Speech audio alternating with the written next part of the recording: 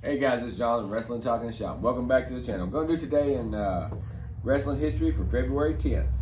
On this day in 1993 in Germany, Bret Hart defeated Ric Flair by submission. This would be his last WWF match until 2002 at the Royal Rumble. And Ric Flair would go back to WCW, and he didn't wrestle for quite a while. He did that Flair for the gold, and I think he ended up beating Vader for the title in Starrcade 93. And then on today in 2003, we lost the legend, Kurt Hennig, Mr. Perfect. He passed away at the age of 44 in Brandon, Florida. Such a young age, you know, and he had a comeback there, and I was really rooting for him. And like in the early 2000s, you know, he took down Brock Lesnar at 10,000 feet. That's what he said in TNA, you know. And, you know, on that, I think they had a tussle in the plane ride from hell, but and that's what he was released after that from the company. But on this day in 2008, TNA held their TNA Against All Odds pay-per-view in Greenville, South Carolina.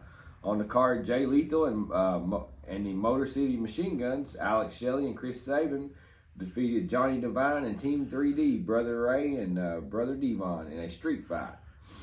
And then Awesome Kong defeated ODB to retain the TNA Knockouts champion.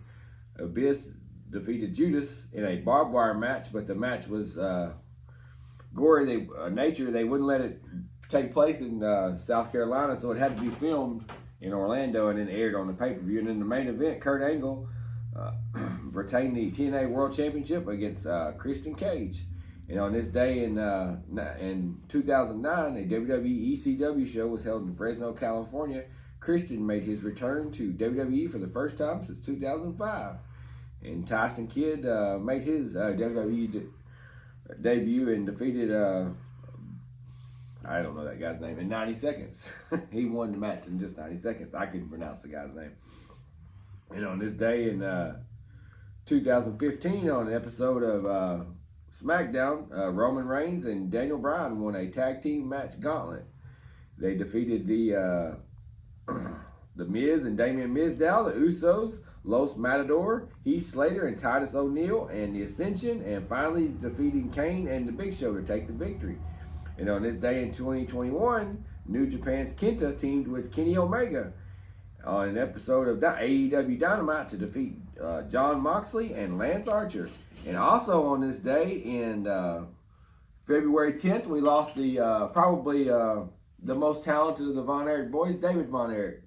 And you know, who knows, you know, surely he would have went to work with Vince, or we might have had, you know, a bigger wrestling, you know, who knows how things might have played out if we hadn't lost. But he passed away at February 10th, 1984.